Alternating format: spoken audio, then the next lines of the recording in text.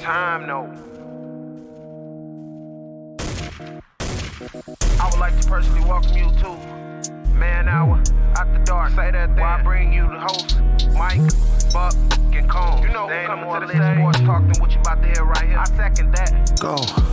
You know that it's us when we talking about sports. Giving you facts on the field to the core. Tune in, we need the support. 1 hour too short, then listen some more. On all your stations, not dropping no music. Stripes like Adidas, but Nike just do it. Down 4 in the 4th, we go for the win. Michael 2 seconds, we taking it in. Buck, Mike, and Combs, you know what's going on. Man, now we're after dark, no LA, we the big spark. No 4th and inches won't cut you short. Got the best talking, it's all sports. Buzzing more than buzzer beaters. We coming live all through your speakers, go. And what is up, Man Hour Nation? Michael Buckhouse here with the Man Hour. Sure to head over to manhourradio.com. Check out the merchandise page, of course. Check out the blog section as well. We got new blogs dropping each and every day over there with your betting pleasures, some inside sources, and all that good stuff. Things are happening over there. Things are popping over there at manhourradio.com. And starting January 1st over there, we will have the Pick'em Leagues officially live over there as well. So you can play for free or you can drop some money on there. But good things are popping over there at manhourradio.com. As we dive into this Thursday edition of the Man Hour, December 1st is already upon us. Well, guys, Christmas is 24 days away. Wrap that around your head. But we're going to talk about the Las Vegas Raiders and their playoff chances. Aaron Rodgers possibly getting shut down for the rest of the season. And of course, the Odell Beckham Jr. sweepstakes are hot and heavy happening right now. But first, it's time to get shocked.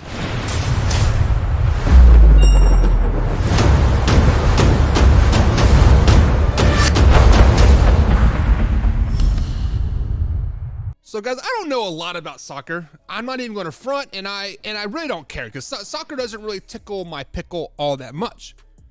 But the other day I was watching Sports Center, and I believe it was Poland playing somebody, and they had to basically win, and the other team had to win by so many points and goals and like all that stuff. And then they started going down the tiebreaker scenarios. They were down to like the 7th tiebreaker scenario, and it was flipping of a coin. I mean, they used some special word of like what they were going to call it and whatnot, but it was a flipping of the coin. Think about this, guys. Think about this. I mean, first of all, the NFL ends in ties anyway, so that's complete dog crap in the regular season.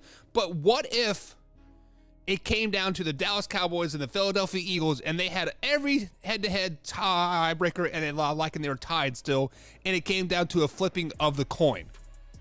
I mean, Philadelphia Eagles fans threw snowball at Santa Claus. What are they going to do to the quarter if they lose and get knocked out by a quarter flip to the Dallas Cowboys in the playoffs? Like, that was just, it was just mind-boggling to me that is even in the rule book. Just think about that. That is crazy. But that's my shock news of the day.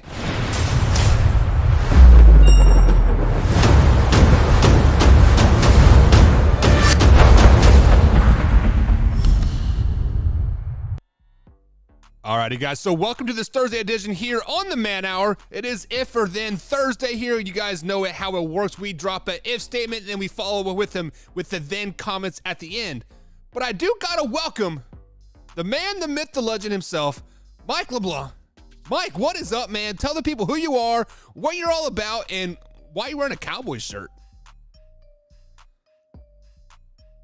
Oh, you're on mute, man. Come on, rookie.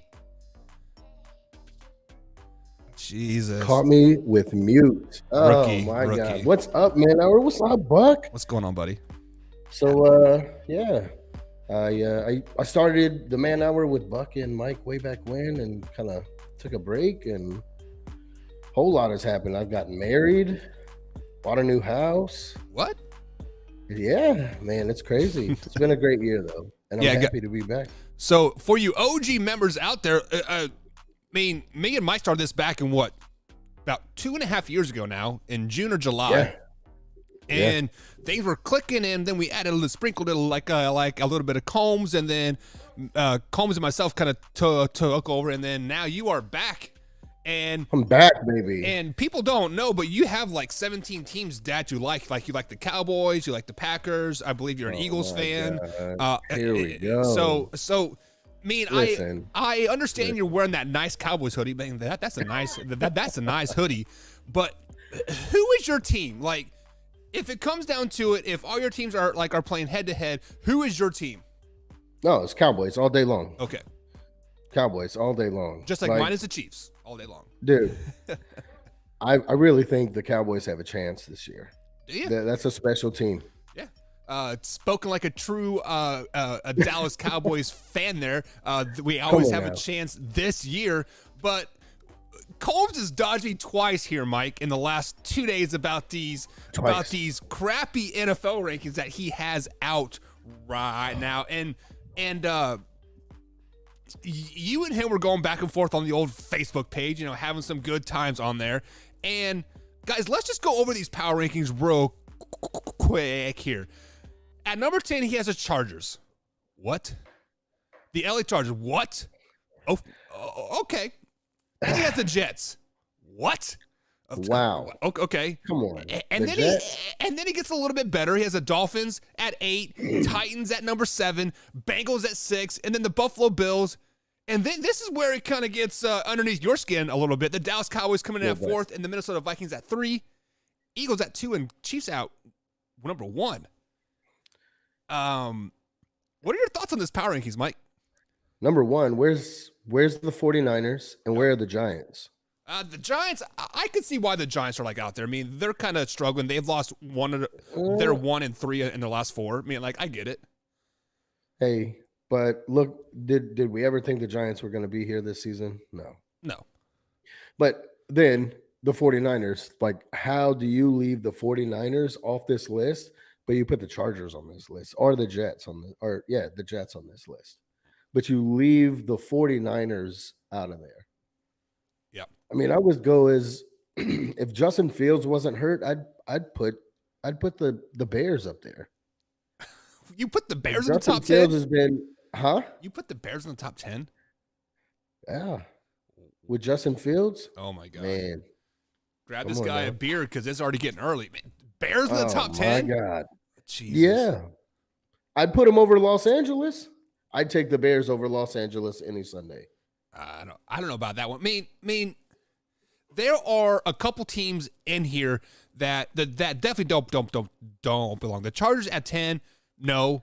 The Jets at 9, no. Who would I replace with them right off the bat is the Washington Commanders. They're hot right now. Ooh, as a Cowboys really fan, you right should now. be scared.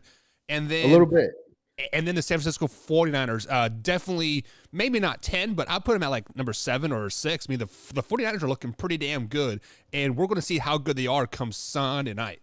So who would you – so Jacob Saunders over here comes in on the face or on the YouTube page, hot and heavy. Bears are not a top 10 team. Jacob, you're absolutely right. This guy is already drunk at 6:00 at night. There's no way the Bears are a top 10 the way team. they have been playing the last couple of weeks before Justin Fields got hurt, they were, dude, come on now. Did they win any of those games? Because I'm pretty sure they blew a 14-point lead versus the Lions, and then they lost last week. So they might be playing good, but they're not winning games, Mike. Come on. You're better than this, man. No, Yeah. I may have it wrong. You do have it wrong because the Bears suck. They're you're 3-9 or something. They're terrible. Yeah. They lost Sunday night to the Jets. Yeah. By a margin. Yeah. Okay, I was wrong. I stand corrected. To Mike White, by the way. I just want to put that out there. Who is Mike White? Exactly. But guys, it is time for If and Then Thursday here. It is. Wait. We're ahead. just gonna skip by the Cowboys behind the Vikings. Yeah. Give me a reason why the Cowboys should be above the Vikings, but besides the head-to-head 37-point lead or win. Because we smashed them at home. I mean, at home, we didn't even let you score a touchdown. Okay. So I said besides the head-to-head, what makes the Cowboys better than the Vikings? Our defense. Okay. Our defense is way better. Definitely a top 5, if not the best defense in the league. I will give you that one. Yes. The only people I would put above Dallas right now are the Chiefs and the Eagles. And the 49ers and the Buffalo Bills No. and the Titans and the Dolphins. Wow. You think so? I, You I, think they're at the 10, 9 spot? the Dallas Cowboys are probably, let's say, they are the best team in the NFC.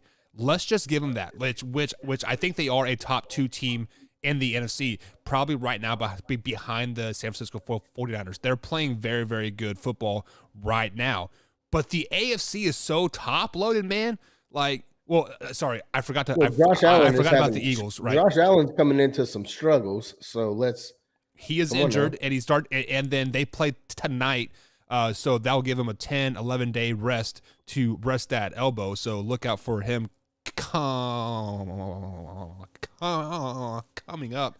But if you look at it, the NFC right now, I got to put the Eagles at number 1, the 49ers at 2, and then the Cowboys at 3. And then above them in the AFC, the Chiefs are better, the Bills are better, the Bengals are better, the Dolphins are better. Hell, I might even put the Bengals up there. Like, didn't the Cowboys beat the Bengals this season? Gotcha. Yeah, this was also back when the Bengals were very, very struggling, and they're starting to click again, just like they did last year. They got hot around week 11, week 12. They smashed the Kansas City Chiefs. So you don't think the Cowboys beat the Bengals again? No, if they were to play head-to-head this week, I would take the Bengals by 10. With the Cowboys defense. Yep.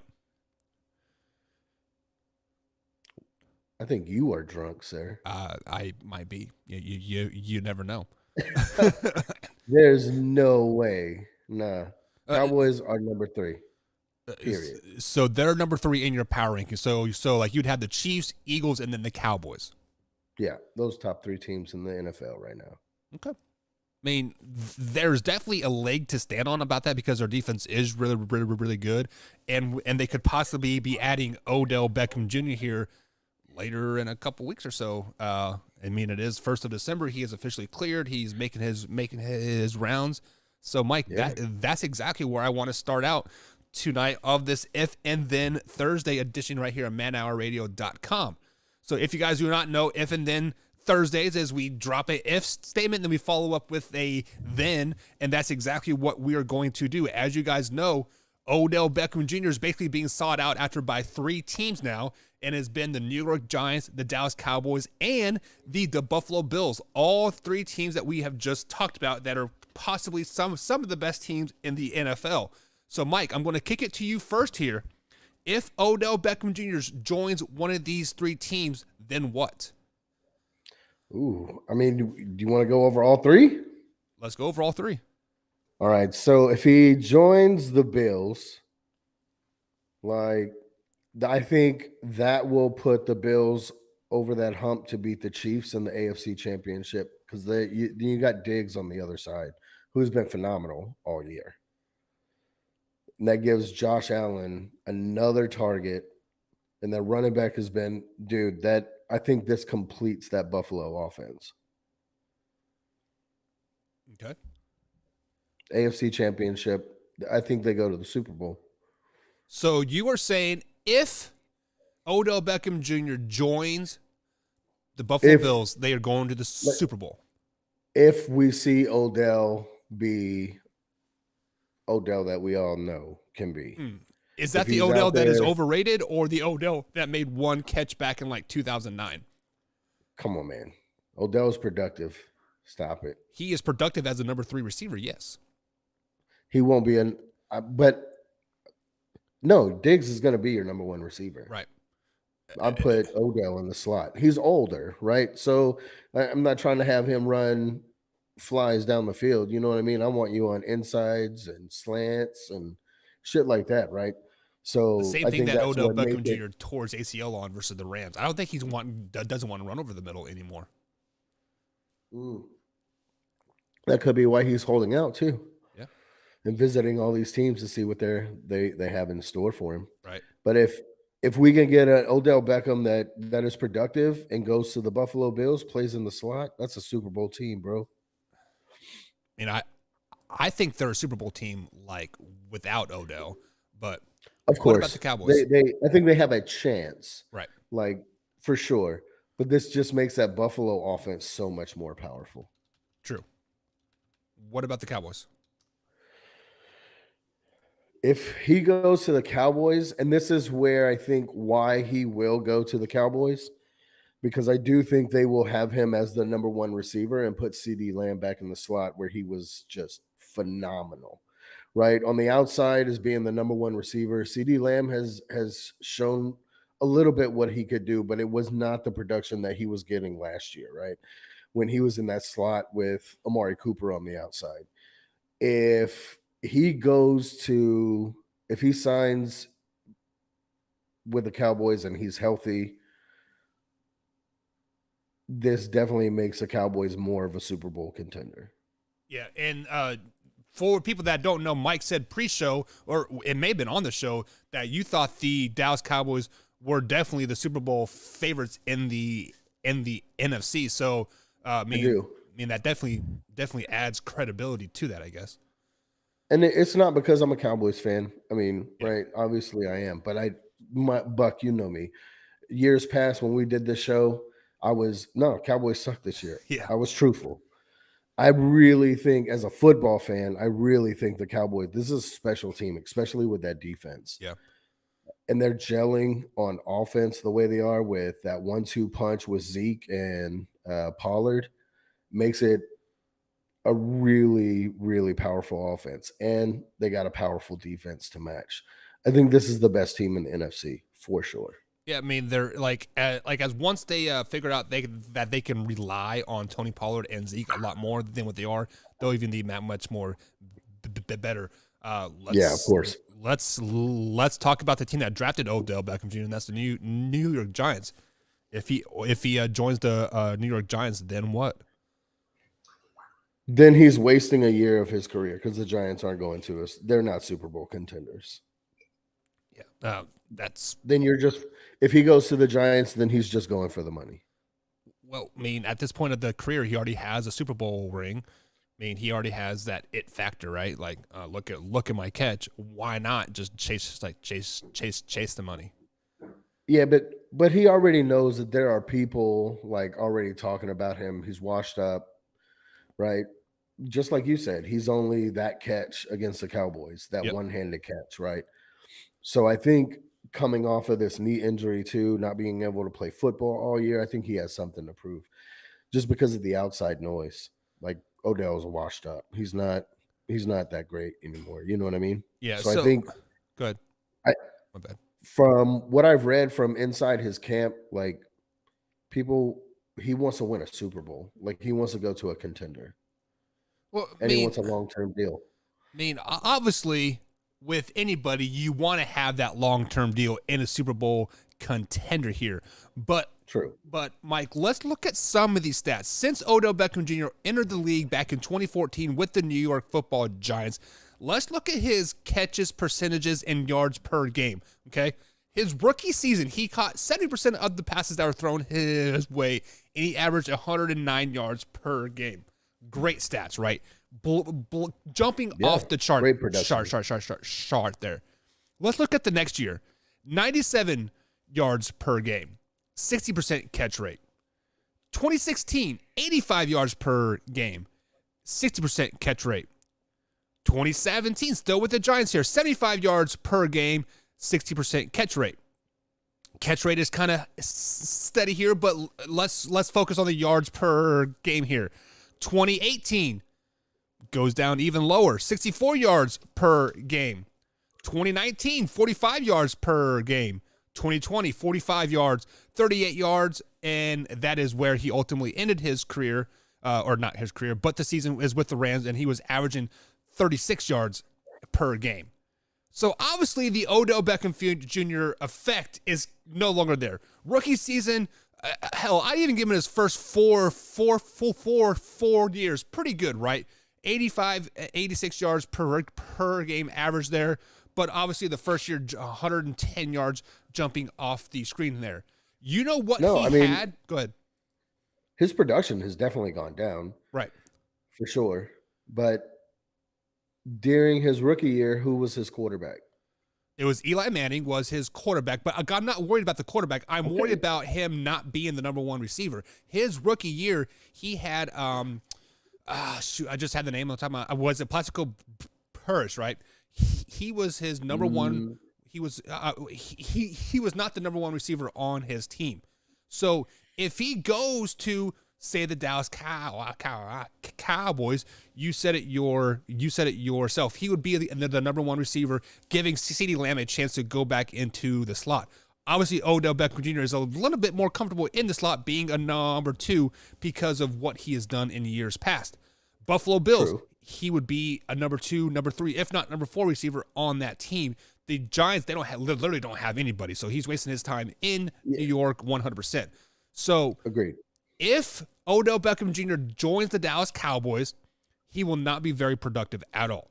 He will be a waste of space. So. And because he would be the number 1 receiver, and look what he's done as the number 1 receiver, 30 yards. And I'm not disagreeing with you, right? I'm not disagreeing with you. I don't think with the Cowboys the way they are, I don't think we need him. I really don't. I don't think the Cowboys need Odell Beckham.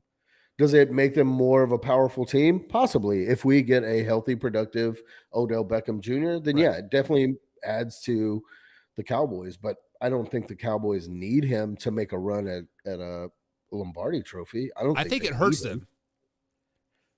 And you very well could be right? You get Odell Beckham in, and he's the one that's like, hey, I'm OBJ. I want the ball. Give me the ball. Right. You know what I mean? And it just kind of you might be right, man. He goes into that locker room and just, screws up the chemistry that they have in there. And then you slowly start to see the Cowboys start to erode going down the stretch. Yeah, so that very well could happen. Let me ask you this question here. Why do you think he was so successful in LA? Let me answer that for you. It is because he had a veteran presence in there like a Von Miller, Matthew Stafford, right? That kind of put him in check, right? Say, hey, no, you are a part of this team. You are not the guy. Who on the Dallas Cowboys would be that person to put him in check? Dak? Ooh. Nope. Zeke? Nope. Jerry Jones? Nope. Michael Parsons. You think Micah Parsons, being a second-year player, can put I think he's that kind of leader on the team. Yeah, I think he's that kind of leader on that team. Okay. And I think that's how much he means to that team too, right? Look at the press conference after the Green Bay game. Like, he called players out. Right. He didn't call them out by name per se, but he called them out. Then look how they went out and performed against the Giants. You know what I mean? Like, Micah Parsons, when he talks, I think everybody listens, right? Because he's that special. So I think if Odell Beckham did come to the Cowboys, it would probably end up being Parsons. Like, hey, man, like, this is a team. We all have one goal. Like, I don't care about you. Yeah. I care about this team. You know what I'm saying? Yeah, I mean, like, I haven't watched enough Micah Parsons, like, off the field to say yes or no to that, but I mean, it definitely makes sense. It would definitely come from the defensive side of the ball, like, from Von Miller and whatnot. But Mike, let's go on and move on to your second favorite team out there, and that is the Green Bay freaking Packers and Aaron freaking Rodgers. So as you guys know, Aaron Rodgers suffered a rim injury, and he thought it was a punctured lung, but it wasn't a punctured lung on Sunday versus the Philadelphia Eagles. He has entertained the idea of sitting down for the rest of the season, aka being, quote, shut down if they're out of the playoff picture. Right now, Mike, the Packers only have a 3% chance of making the playoffs, and they do.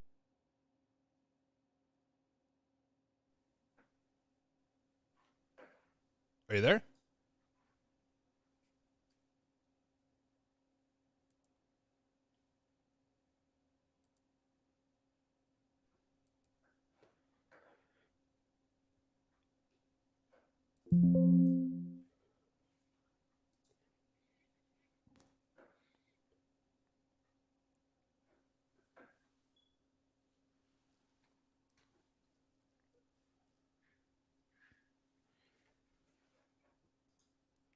Hey, Buck.